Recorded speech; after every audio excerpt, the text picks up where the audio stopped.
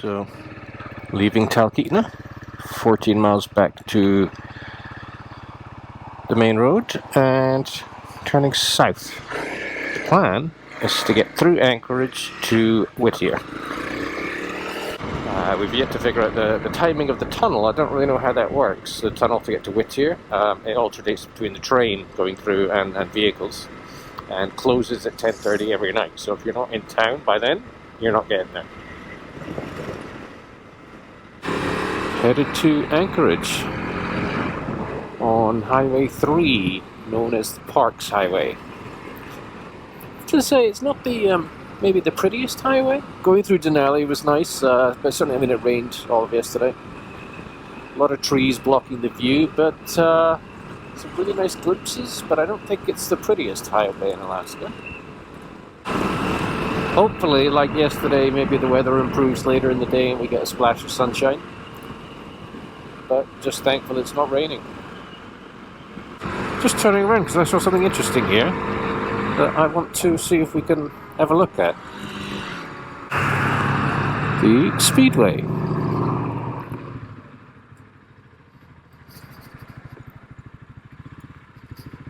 It's an old stock car. Oh, it's a dirt track.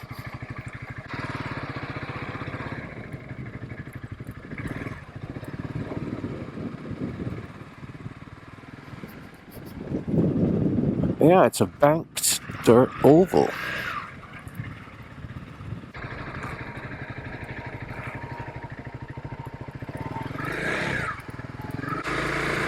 I wonder how often they have races. What do they do in winter?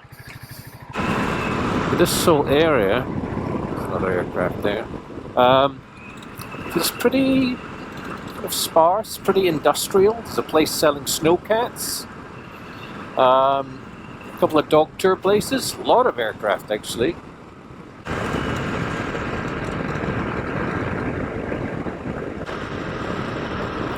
Fireworks.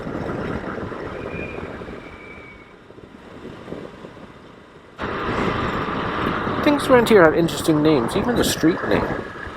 You know, it's like Old Sarah's Road or Old Rich's Road, you know. It was like named for the person that used to live at the end of it a long time ago, I suppose. It's changed a little bit to much more sort of, it's commercial, but it's all businesses open to the general public, hardware, car dealers, that kind of thing. Right, we've left Wasilla behind, and we seem to be in this like a no man's land. It's not protected or BLM. It's there's no construction here other than the road before the mountains. Matanuska River.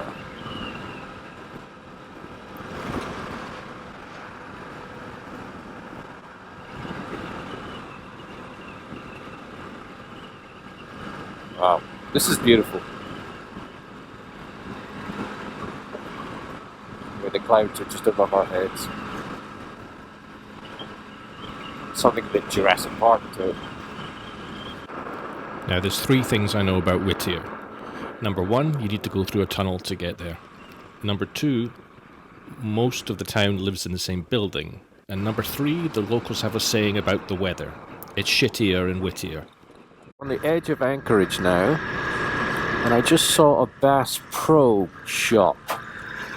And I figure I can reach the back of it this way. This is a guess. Oh, we were right for once. Right, Bass Pro, always useful for bits for the camelback or spare clips or catches or things like that. It's a whole shopping mall here.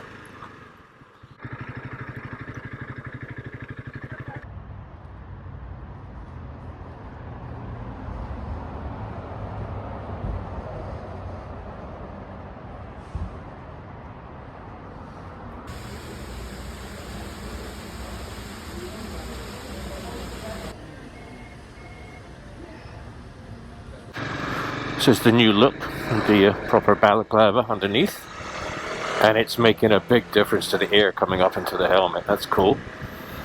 What else did we buy? Oh, some custom earplugs that we can mold, and a little pocket knife just because I couldn't resist. First time we've seen a building taller than 2 stories in a while, I think. A lot of car places in this part of town. Side street, that's something I usually do just to get away from the main road and just kind of get more of a feel for the town and the houses. It's quite nice. It's like the Pacific Northwest in a way. You can tell that they certainly get some harsh weather, but at least around here it's relatively well maintained. Cool BMW. Right, so we're back to the main road and we'll get back on to the route to Whittier. So rather dated looking Sheraton. Now, because I never plan very much in advance, it opens up the possibility for being surprised. Sometimes bad, sometimes good, usually interesting. Today was definitely good. The sun came out and finally I saw the Alaska I'd been expecting to see. After Wasilla, the Parks Highway, which is Route 3, ends and becomes Route 1. South of Anchorage, this is your view. Wow, I'm on a highway 1 minute and it turns into this.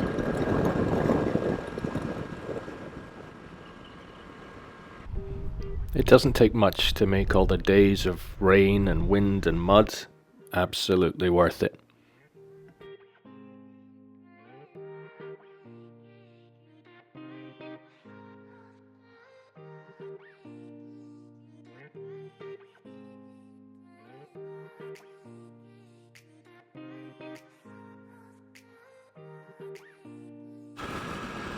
It might be a little too much to expect the sun to stay out at this point.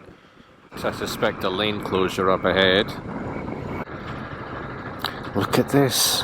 If this was any other US state, somebody would have stayed in that right line and just tried to squeeze in at the end. But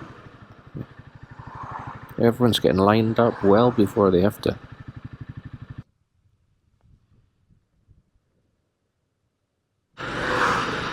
Don't mind hanging around here with a view like this.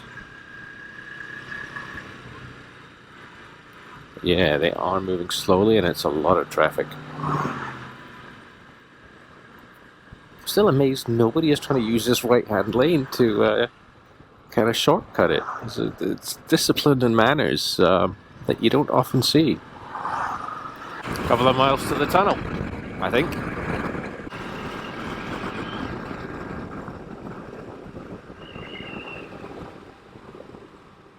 I suggest, even in July, not the summer gloves.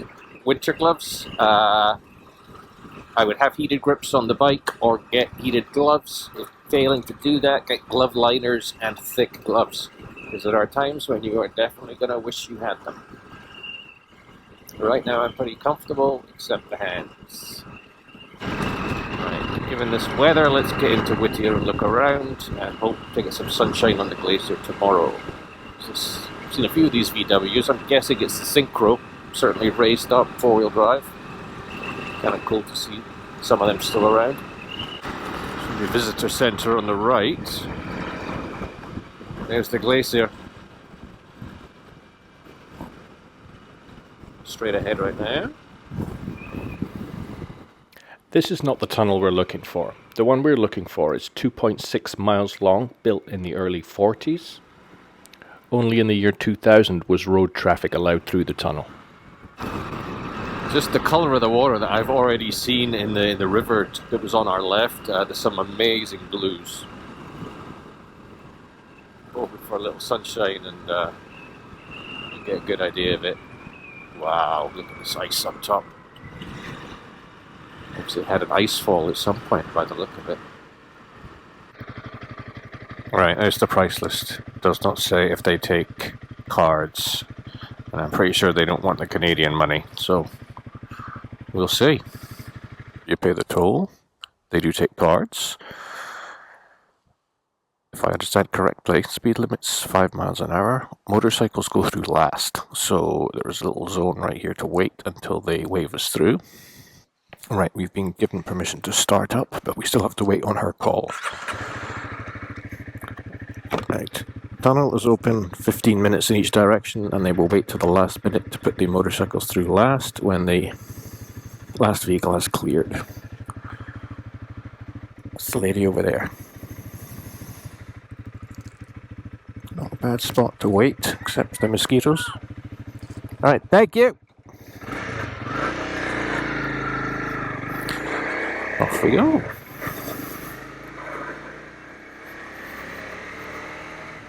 Guess we'll get this hat out of my way. Better.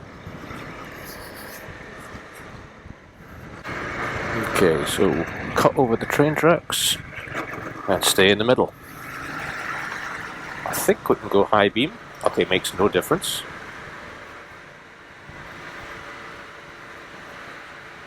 It's cool in here, temperature-wise.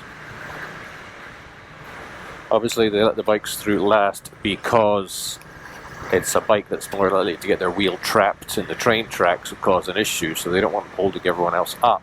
It's also a good way for the people on the other side to know that they're going to be able to go soon when they see a motorcycle come through. Yeah, okay, 25. Lost GPS, don't think we need it. Obviously water does drip down here, so could be slippery. There is water in the middle of the road. But that is where we need to stay. Right, so we are in third gear. And obviously she did stress the fact that if you get in trouble, there are telephones you can go find to call for help, and they will come get you. Those were her words. You can see some red lights up ahead, so this tunnel continues on for some time. But yeah, open 15 minutes in each direction for vehicular traffic when there isn't a train. Right, I believe I can see the end of it, but it's a long way away. Not looking down at the dash at all. Oh, slow down. I'm just keeping an eye in the middle ground, just trying to keep myself in the right place. Oh, it's deceptive how long this is. That daylight does not seem to be getting that much closer. Where do those doors go? Keep left when exiting, so I guess we'll go slower. We've got to cut over this track. Thankfully it won't be as wet as it is in here. Here we go, here's the daylight. See how many cars are waiting to exit.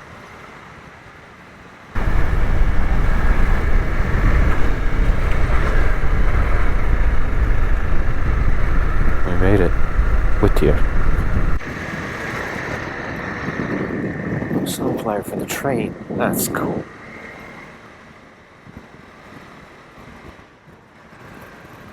Is that an emergency runway by the look of it? Yeah, it is. The marina. Cell phone towers on that old building there. 25. Try not to speed. Ah, at the back. Those are Cold War buildings.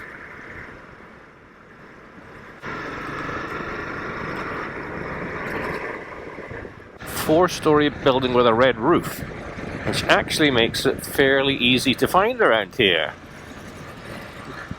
And it is behind us, but getting to it, I think we're going to follow these wet tire tracks. So this has priority, and the crossroads have the stop signs. Yeah, we're down here. This is the building on the right that everyone talks about. That essentially most of the town live in that one building back there, the post office, local shop, it's all in there.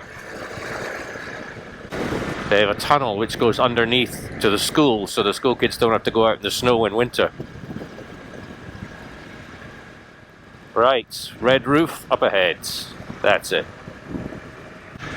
Well, there it is, and we go up, I presume, the external stairs. Heavy machinery and tractors in here.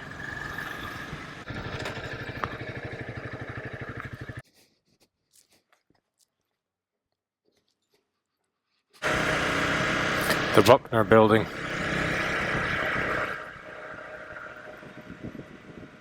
This building was known as the City Under One Roof. It contained a mess hall, sleeping quarters, a movie theatre, a bowling alley, and even a small jail. All the windows gone.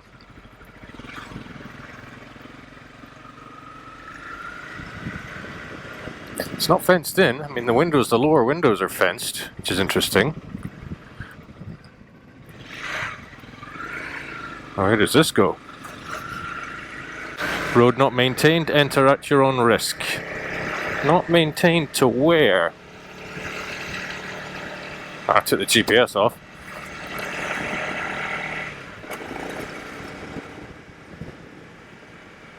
Couple of log cabins. Road gets worse. Stop sign, Emerald Cove Trail.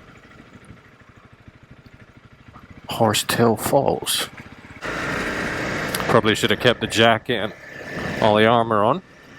Let's just follow this a little way. We'll come back tomorrow. Well, we're here. Let's go up. Up as he hits the mud.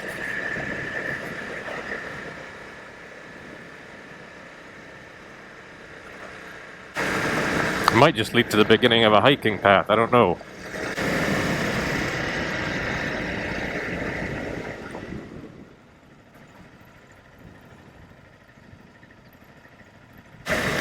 It's amazing how much snow is still around. I do love this bike a lot more without the luggage. Much more of a jump on, jump off, see what's going on. It's pretty effortless, pretty simple bike. These are the kind of conditions that I think it really excels at. And it doesn't have the power to be intimidating either. I'm not a great dirt rider, but standing up, keep more weight with the pegs, slightly back. Very stable. Yeah, I like it. I think we'll get a nice view here. Yeah, the back part of the town and the big apartment building is separated by the rail line from the docks. And you cannot really cross these tracks easily, so you basically have to go to the end of the town and then double back on yourself. Aside from some new construction on the other side of it, those Cold War buildings really overlook the whole town.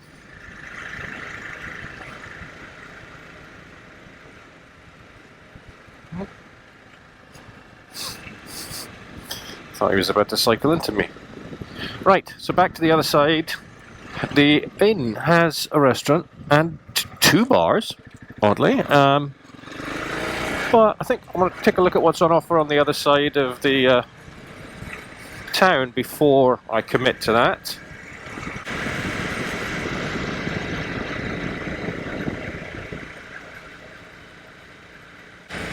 Bunch of waterfalls up there. So you come into town, you go straight, you follow the train line, that's the dock and the marina. You take a right, that is the inn and the apartment building and the rest of the town and all the boat works.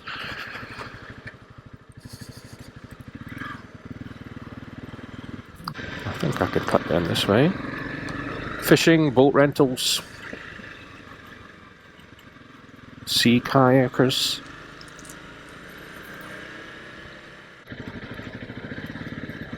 Coast Guard station is a train car. I think I timed my little tour of the dock a little wrong. We're going to have to wait for this guy. Right, the train was rolling, but it has now stopped. I guess he's checking all the connections. But I think we are trapped. Yep, we are. But he's rolling now. So let's just get off the road.